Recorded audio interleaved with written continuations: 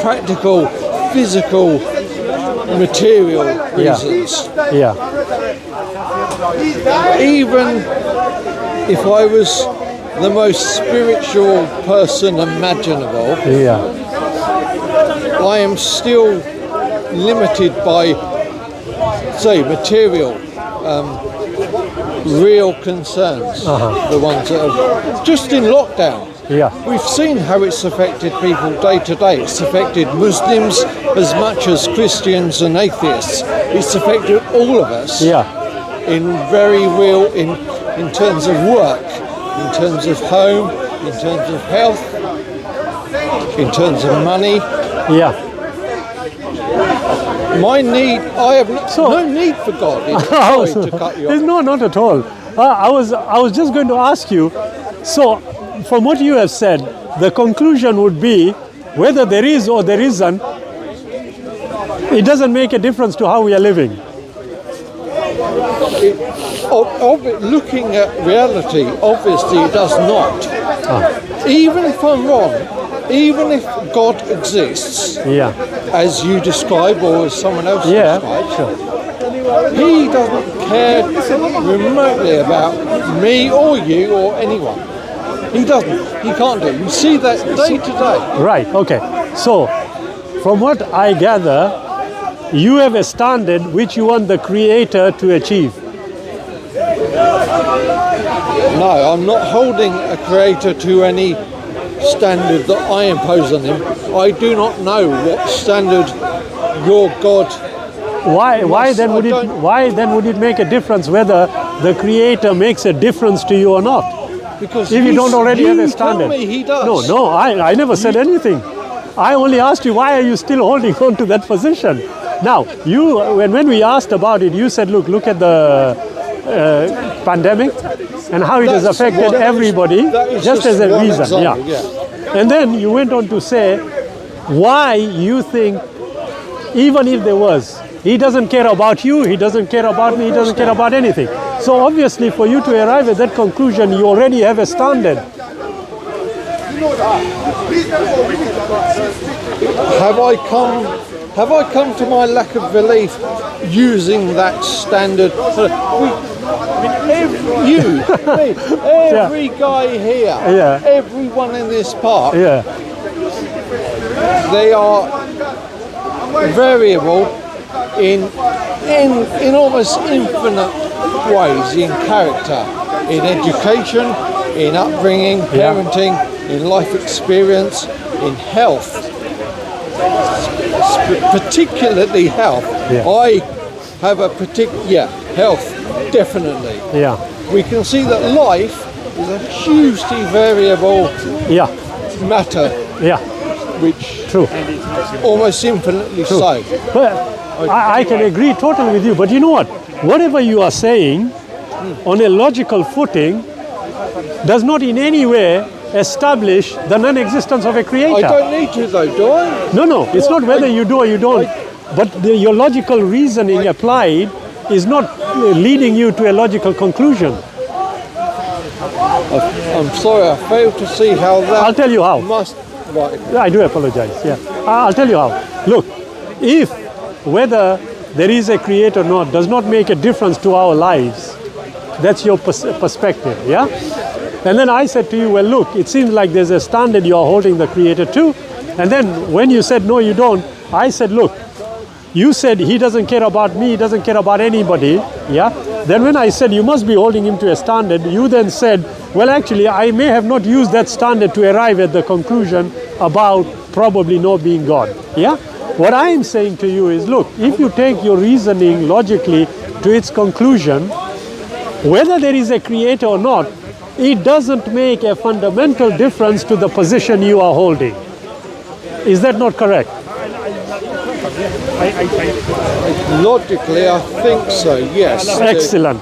Now, if logically we are able to apply reasoning like that, and now include the Creator, it still comes to the logical conclusion. It does? It certainly does. Because if in your being or in the interaction of yours, you can't see any sign of this Creator, it fundamentally doesn't make a difference. So even if there is a creator, it doesn't make a difference. So the question therefore arises is this: why do we have this innate need to try and find things out? Humans, Yeah. all of us, to a degree, variously,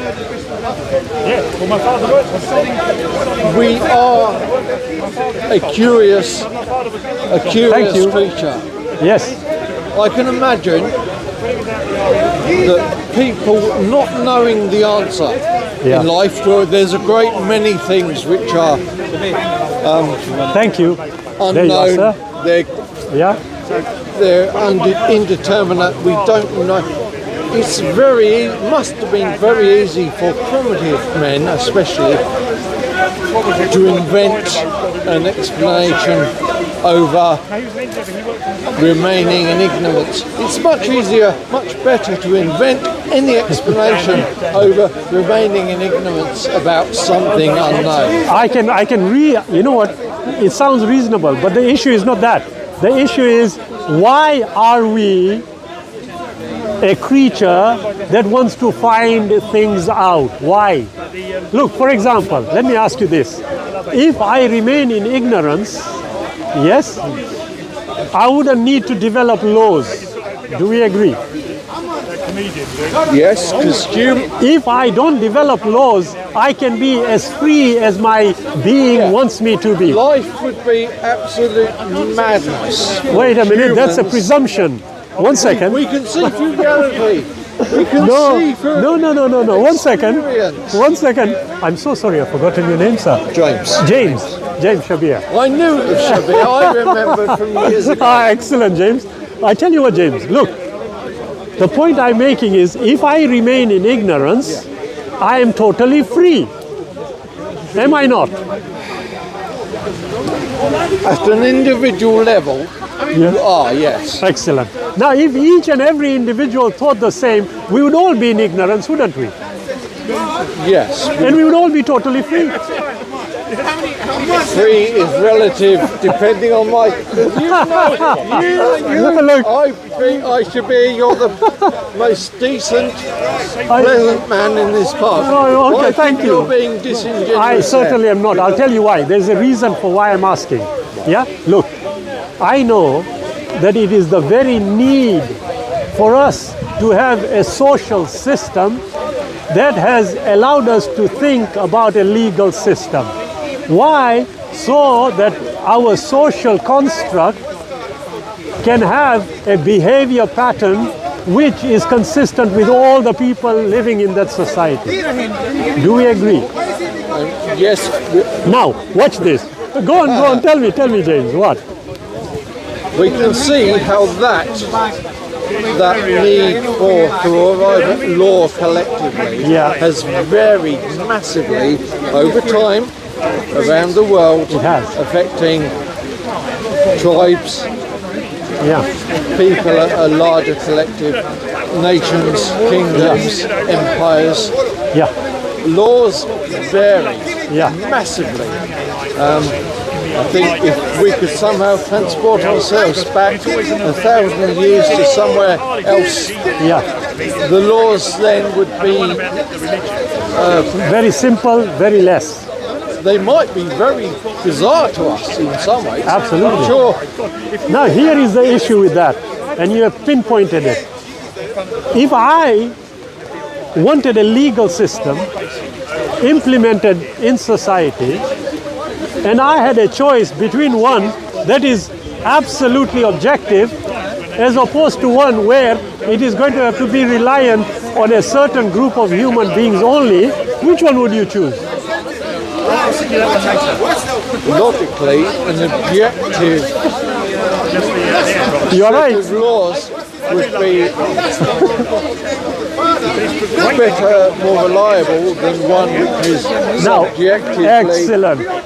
Now, James, I haven't finished. That is why law is subjectively. You see, laws change over time, according sometimes for the better, sometimes for the worse. I'm sure. Yeah. I'm not. Did you just say sometimes for the worse?